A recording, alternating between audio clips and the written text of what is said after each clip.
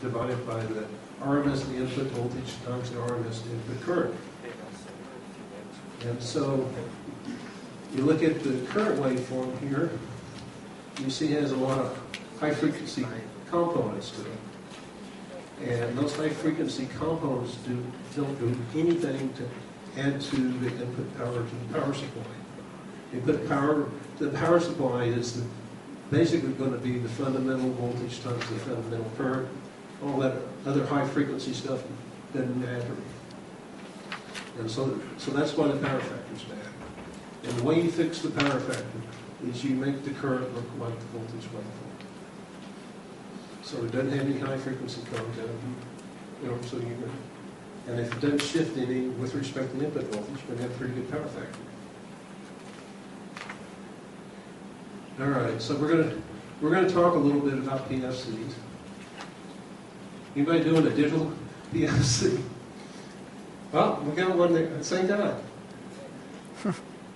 So anyway, we're going to talk about the current mode PFC. We're going to talk a little bit about digital control, how it gets changed over into the digital world. And these guys were working on several different things. They were trying to make the waveform look as good as they could. And there were issues, inherent issues with the current, inherent issues with the digital control because it wasn't really fast enough to take care of some issues in the circuit that ended up having to increase the distortion in the power supply.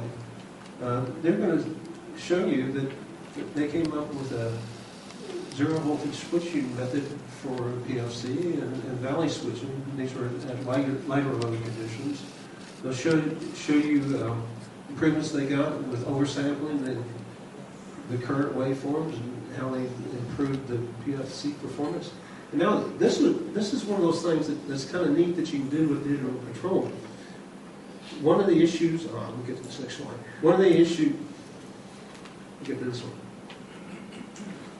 issues in this is that some of the new requirements by this lead OEM are having requirements of power factor down to very light loads.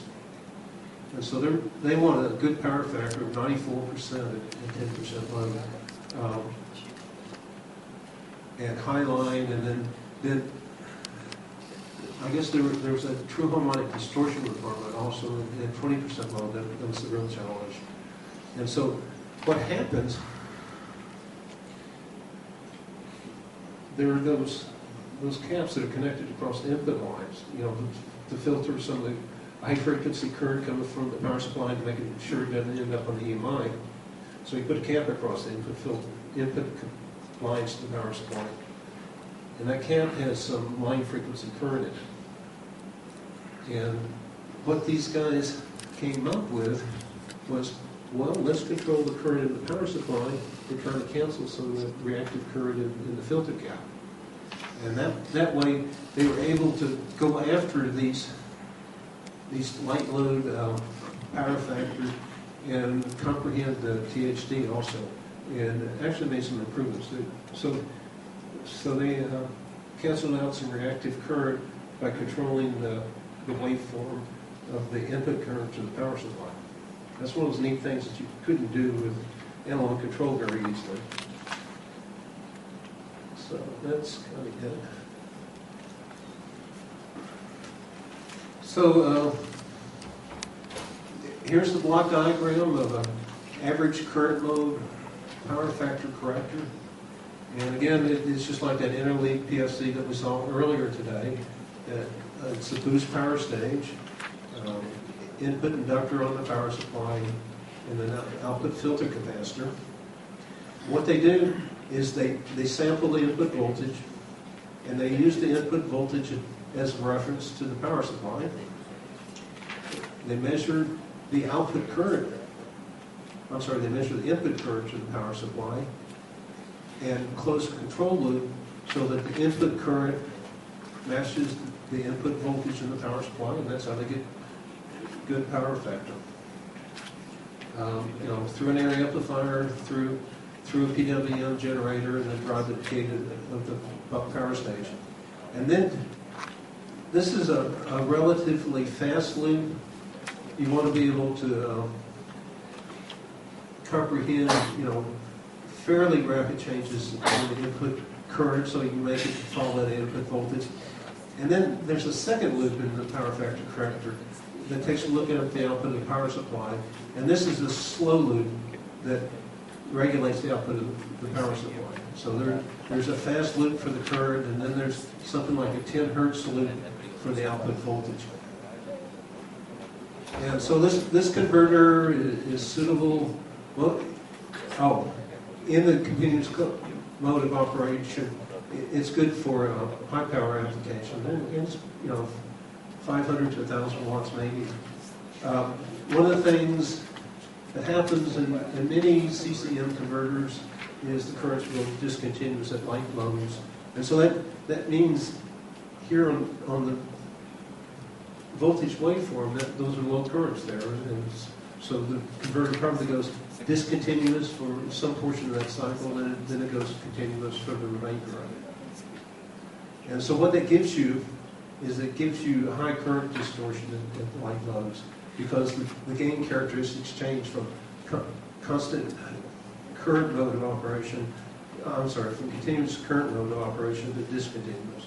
And so the gain goes down, and the fidelity of your controlling the input current goes down. That's what I just said. And then this is talking about the X cap also, the fact that you have capacitor across the input line that's going to mess with your power factor, because it creates leading current in the power supply and can degrade the PFC at light lows. Now, what does it look like when you go digital? And basically, you're going to leave the power stage alone, and you're going to change from analog control, and basically you're going to have a lot of this in a control wall accelerator here. And so much of the analog circuitry gets replaced with lines of code. And basically, you're going to have the same kind of blocks in that line of code that you have in the analog version of this.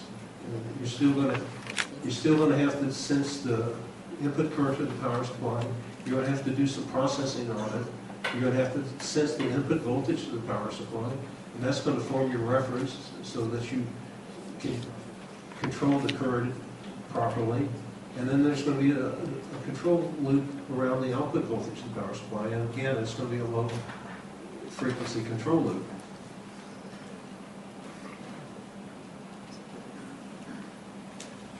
And so what we have here is this is the input voltage, and this is the input current. And in a perfect world, the input current would kind of look like the input voltage.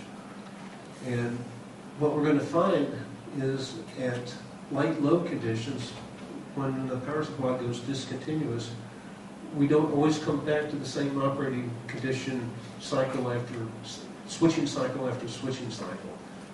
There's parasitics, and we may start one switching cycle with inductor current positive, and we may start one with inductor current negative, and we're not going to change the duty factor very quick, so we're going to end up with different operating points, and we're going to end up with these distortions on the input power supply.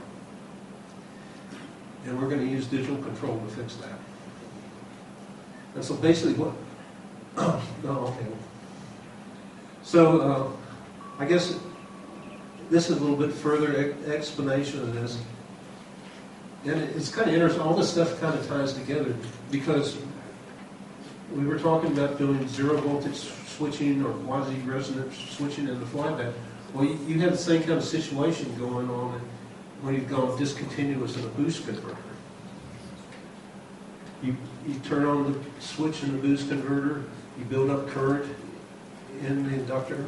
You build up current in the inductor, you turn it off, the drain voltage flies up until the point that the output diode conducts, and you discharge that inductance, when it goes to zero, the inductance breaks with the output capacitance of the MOSFET, just like in the quasi-resonant. And then what happens is that the drain voltage resonates down. It depends where you are in the 60 cycle period as to how far down the voltage resonates. If you're at a high voltage, the voltage will resonate until the body dipole conducts. If you're at low voltage, it may not resonate that far.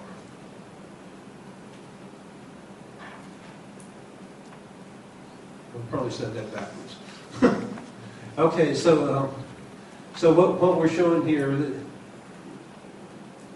this is why you get some of those distortions that we were showing in the previous waveform. Here is the gate drive waveform. And you can see that the period of the gate drive waveform is fairly constant. It doesn't change much from cycle to cycle. Here is maybe when this particular cycle starts. You turn the MOSFET on. You turn the MOSFET off. The drain voltage flies up to the output voltage out of the power supply. And since this was relatively low input voltage, it doesn't take very long to discharge this inductance here. When it does, the voltage drives down, and actually you end up with the body diode conducting here. And that's what you're seeing here in the current waveform. You can see when we first turn on, this red line is zero current. So when we first turn on, you can see that there's a little voltage or a little current in the MOSFET. You turn off, you can see that the current's pretty high, and then you can see when we had this high voltage across the inductors, you can see that the current decays real quickly and then goes negative. And then it starts to charge back up. It goes positive here, and it goes enough positive that the